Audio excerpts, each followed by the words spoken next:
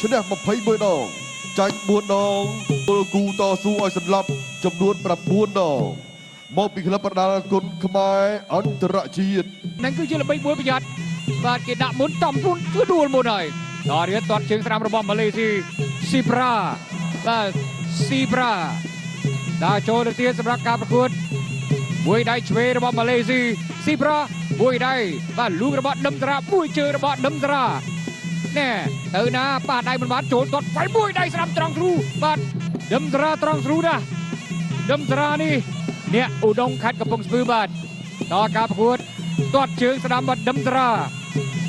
មើលលើក្រោមលូកម្ដាយឆ្វេងទាត់ជើងស្ដាំរបស់ស៊ីប្រាអនម៉ាឡេស៊ី but the red corner គុណខ្មែរ and the blue from Malaysia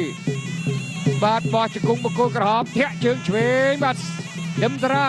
តាមប្រមាញ់ចូលមួយដៃឆ្វេងបាទដឹមតារាវត្តផ្នែកក្របីឆ្វេងចូលទៅទៀតមើលលើក្រោមអាកាសសម្រុកប្រើកណ្ដាប់ដៃមួយជើងផ្ទុកគ្រាបាទរៀងខ្លួនជាចលនាទាត់ស្ដាំបង្គោលក្រហមដល់រៀតមួយជើងស្ដាំបង្គោលក្រហមដឹមតារាតទៅទៀតមើលធាក់ជើងឆ្វេងបាទទាត់ជើងស្ដាំរបស់ម៉ាឡេស៊ីមួយដៃឆ្វេងដឹមតារាខោកយកបាទតរៀតទាត់ជើងឆ្វេងបង្គោលក្រហមគុណខ្មែរមួយជើងខៀវយាមបន្តមួយជើងស្ដាំខួរឯងយោបានកើជើងក្រោមបាទរង្គោះកើមួយដៃឆ្វេង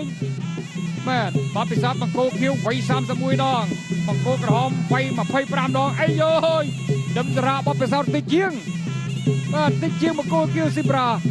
មួយជើងស្ដាំទប់គ្រាបាទមួយជើងស្ដាំទប់គ្រាដូចគ្នាបាទរៀងបញ្ចូលមួយដៃបាទដឹមតារាបិទសជ័យត្រង់ស្លូតទៀតមួយជើងឆ្វេងចន្ទុលរាមាមើលអាកាសញយចលោរៀងខ្លួនបាទមួយដៃទៀតមួយជើងសងទៅមកគាត់ជើងស្ដាំស៊ីប្រាម៉ាឡេស៊ីលើកជើងរៀងខ្លួនបាទរំកិលទាត់ឆ្វេងបង្គោលក្រហមដឹមតារាអត់ញញើតមួយជើងឆ្វេងកាប់គាត់ប្រយោជន៍ហើយមួយជើងម៉ាឡេមួយដៃបាទបិទជើងវៃខាងលើដាច់បងាស៊ីប្រា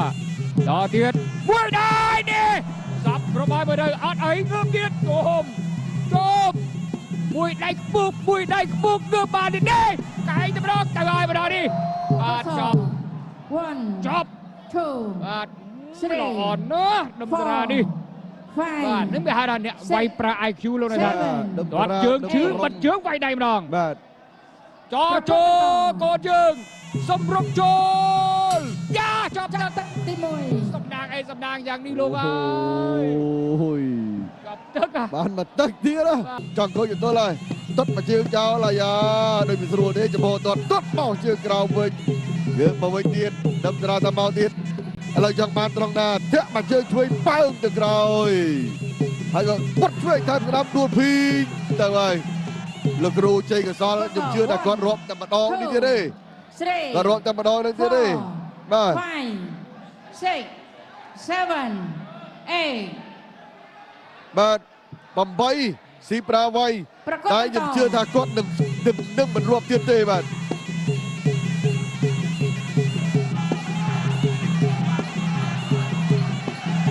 គាត់លេងរាប់ឲ្យស៊ីប្រាគឺបវាយតាមតារាបងតាដួលមួយទៀតគាត់លេងរាប់បាទជើងប៉ៅទៅក្រោយតារាពេញឆ្វេងតាមស្ដាំអូយបានហើយឃើញទេមែនហើយ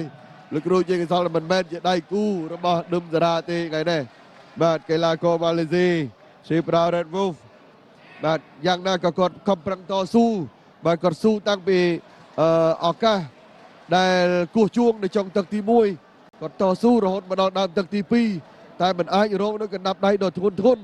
របស់ដឹមតារាបានទេបាទដឹមតារាដែលដៃជើងរបស់គាត់ស្អាតណាស់